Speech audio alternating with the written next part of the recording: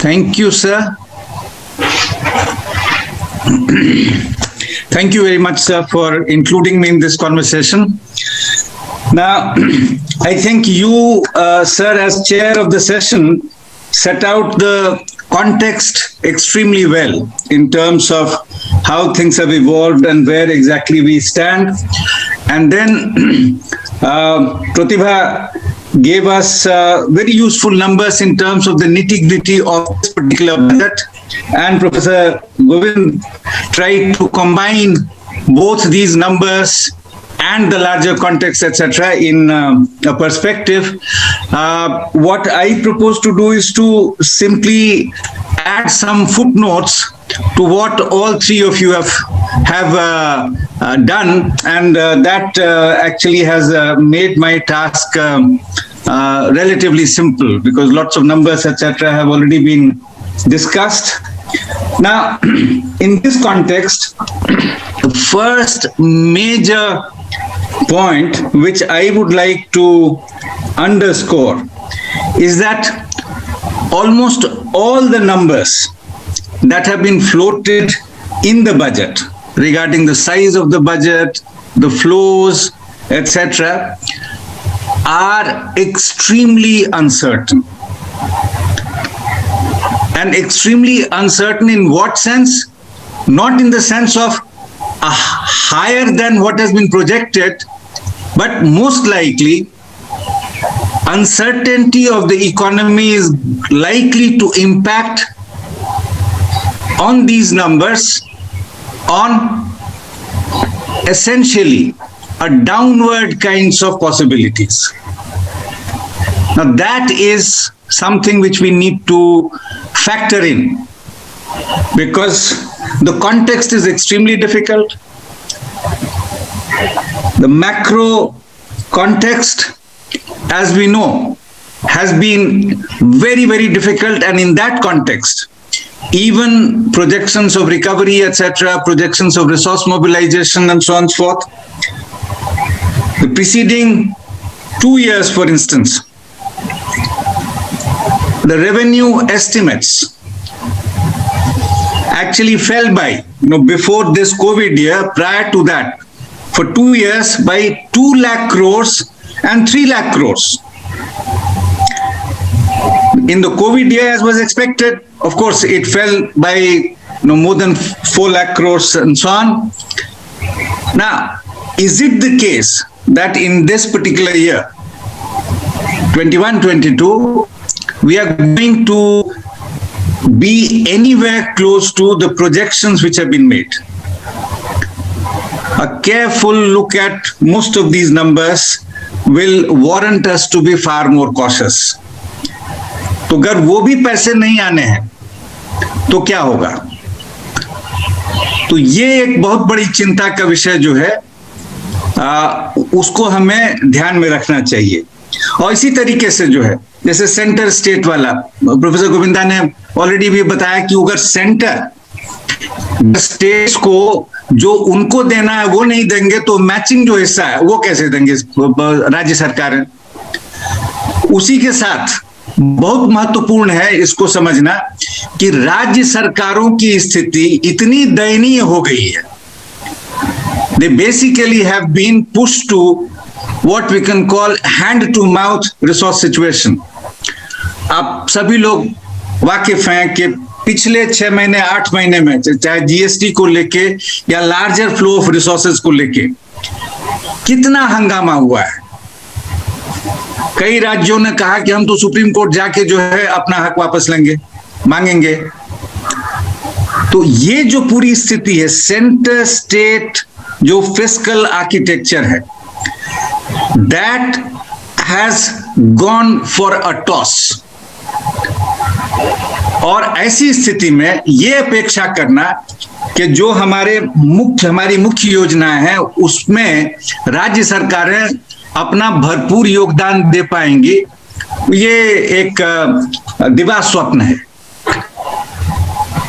तो जो larger context जो रिसोर्सेज का है उसको अगर हम ध्यान में रखें तो ये बातें बड़ी स्पष्ट होके उभरती हैं। मुझे इसमें कहीं कोई संदेह नहीं है कि स्थिति और ज्यादा मुश्किल होगी, बशर्ते जो हमने बजट में देखा है।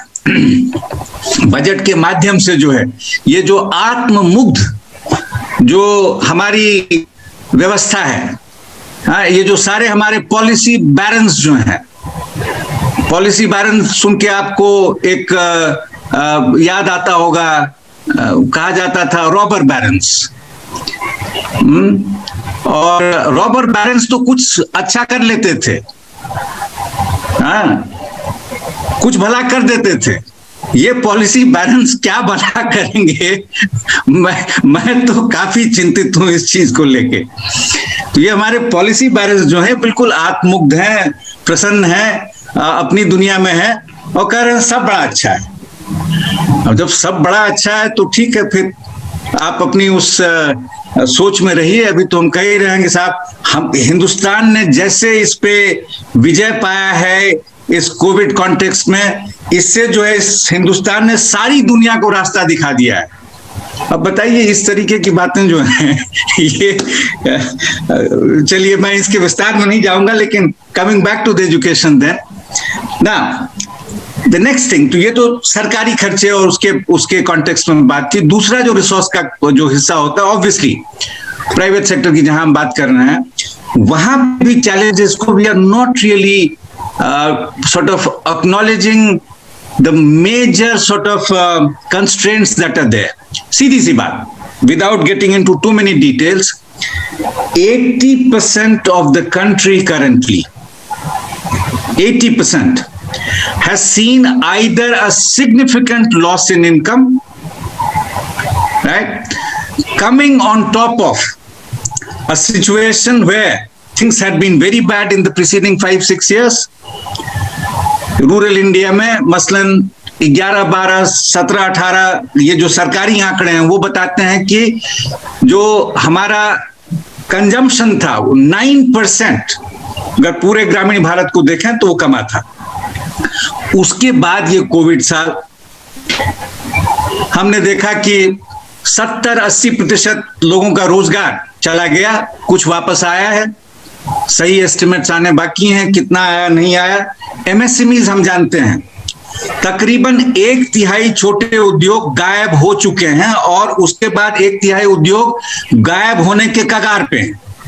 ऑल इंडिया मैन्युफैक्चरर्स ऑर्गेनाइजेशन की ये एस्टिमेट्स हैं। अगर आप इनको देखें एक भयावह सी स्थिति लगती है। तो हम ये कह रहे हैं कि 80% के आसपास एक ठहराव उनके इनकम में या गिरावट।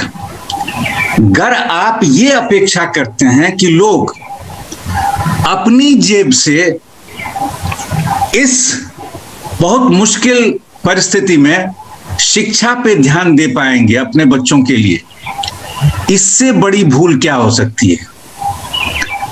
जरूरत ये थी, जैसा प्रोफेसर दुबे ने कहा, जैसा प्रोफेसर गोविंदा ने कहा, कि इसमें बहुत जरूरी था कि एक छलांग लगानी थी केंद्र सरकार को शिक्षा के मद में। उसकी बजाय जैसा उन्होंने बताया और प्रतिभा ने डिटेल्स दिए कि कैसे पहली बार कटौती हुई है।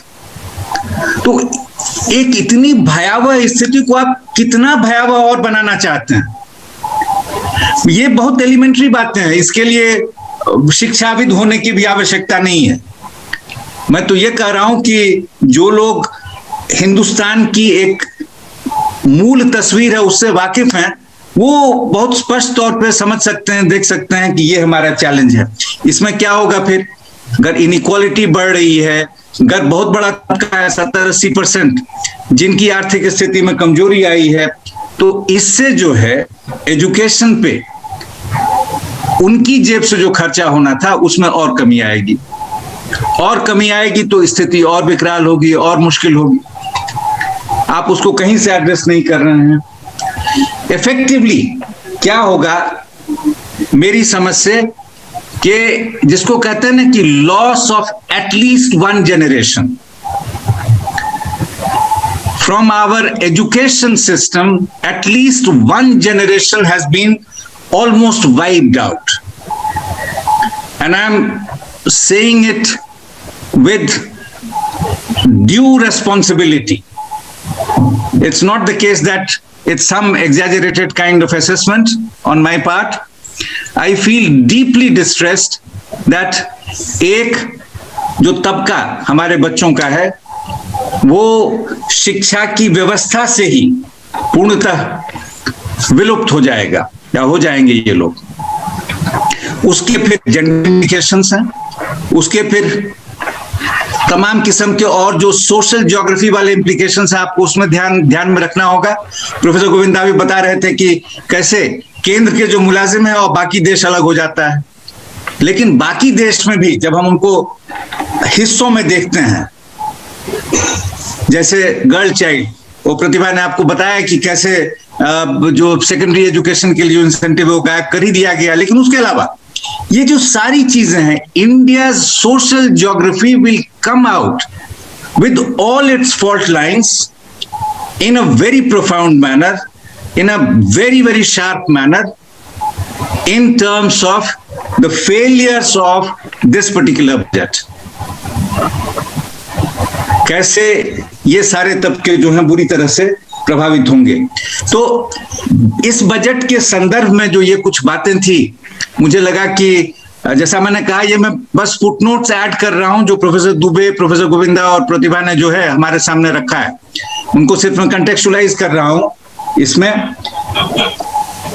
इस चर्चा को अगर आगे बढ़ाएं और दो तीन बातें प्रोफेसर दुबे के आदेश से सहमति से अगर मैं दो तीन बातें और कर सकता हूं सर, तो मैं ये कहूंगा जो हाल की जो सोच रही है, इसको हम सिर्फ एक ह्यूज रेट्रोग्रेशन के तौर पे नहीं देखें, बल्कि एक dramatic reversal of paradigm itself. जो 68 में था, जो कोठारी कमीशन वाली बात थी, 86 फिर 90, ये जो एजुकेशन पॉलिसीज जो हमारे बने, उसके संदर्भ में, उसकी तुलना में अगर हम वर्तमान इसको देख रहे हैं तो ये बहुत मुझे स्पष्ट हो जाता है कि जो अभी किया जा रहा है पिछले कुछ वर्षों में, वर्तमान जो हमारे रिजीम के कर्ता धर्ता हैं, इनके संरक्षण में, this is a massive paradigm shift. In what sense? It is a shift of the paradigm which has an extremely powerful stamp of corporate Hindutva alliance. जो ये सारा PPP मॉडल होगा, इसमें कौन से एनजीओज होंगे? Please do not have any illusions. Professor Govinda जिन Sainik school की भी बात कर रहे हैं, मुझे कहने में ये हिचक नहीं है कि अगर वो प्राइवेट एनजीओ के माध्यम से होंगे तो ये बहुत स्पष्ट है कि वो कौन से एनजीओ होंगे, उनकी राजनैतिक, सांस्कृतिक, सामाजिक सोच क्या होगी। तो ये जो पूरा एक शिफ्ट हुआ है, उसमें एक ये बड़ी चीज है, जैसा मैंने कहा कि corporate Hindutva alliance, there is a massive push towards not only privatization, which is very much part of this corporate sort of emphasis, but exclusion. सीधी सी बात ये है, सोच ये है कि एक मुट्ठी भर लोगों को छोड़ के जो प्राइवेट सेक्टर से समर्थ होंगे अपनी शिक्षा हासिल करने में, बाकी के लिए एक क्वालिटी एजुकेशन इमटेरियल है, कोई मतलब नहीं है। वो मजदूर रहे, मजदूर बने, जो डिमांड है इस इकोनॉमी की उसमें जैसे तैसे फिट होते रहे, whatever kinds of skills are required, बस उसकी पूर्ति होती रहे। तो ये जो पूरा हम इस बजट में देख रहे हैं, this is very much part of that larger context of essentially shifting from educations to at best skill generation for different layers of potential workers tomorrow, and keeping the huge majority amongst the ranks of manual workers with some skills, limited skills, etc. So that is really the sort of larger text. इसकी जो political economy है बहुत स्पष्ट है. इसके साथ साथ एक और जो परिवर्तन इस आर्किटेक्चर में है वो ये है कि संघीय ढांचे पे जबरदस्त था. अगर आप देखें नेशनल एजुकेशन पॉलिसी जो अभी आप कह रहे हैं कि चालू हो रहा है, तो इसमें जो है this massive push toward centralisation. मैं विस्तार में इसमें नहीं जाना चाहता हूं, लेकिन आप सभी लोग इस डॉक्यूमेंट से परिचित हैं और ये बजट उसी का हिस्सा है. उसी संदर्भ में इसको देखा जाना चाहिए. बातें ऐसे कही जाती हैं मसलन कि जो हमारी पूरी सोच है, all this is informed with a deep sense of constitution. Now there could be nothing more Orwellian in terms of what the government is doing, saying deep sense of constitution, whereas there is systemic assault on constitution in the sector itself, education को लेके. तो ये जो पूरा प्रयास है मुझे लगता है कि काफी स्पष्ट है कि इसमें जो है इक्विटेबल एक्सेस की बातें जो हैं कही जाती हैं, बिल्कुल नहीं होंगी. गुड क्वालिटी यूनिवर्सल एजुकेशन की बात कही जाती है, कहीं से नहीं होंगी. आरटी फोरम इतने वर्षों से इस पे बहुत महत्वपूर्ण आंकड़े इकट्ठा करता रहा है. हम जानते हैं कि अभी भी barely 10-12% of schools are, or at least year before, were RT norm compliant. पिछले साल जो इंफ्रास्ट्रक्चर पर धक्का लगा होगा, जो साल भर से स्कूल बैठे हुए थे, उसमें आप समझ सकते हैं कि ये संख्या जो है और कमजोर हो गई होगी.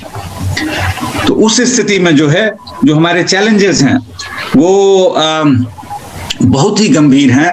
और इस बजट को इनकी पूरी जो एक एजुकेशनल फिलॉसफी है, एनपी है, उस सब संदर्भ में लेके देखना होगा.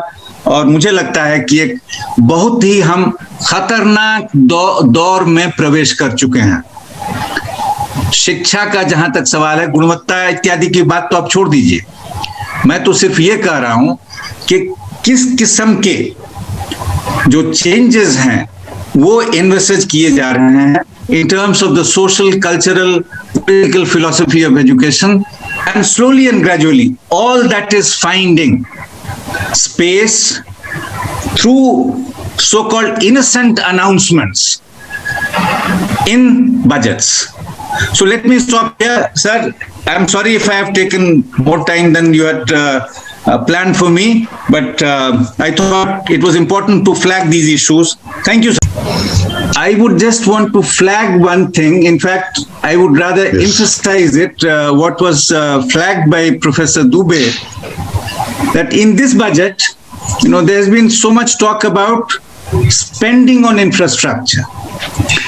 If that is indeed the case, if it happens that some kind of infrastructure will get emphasis, why not social sector infrastructure?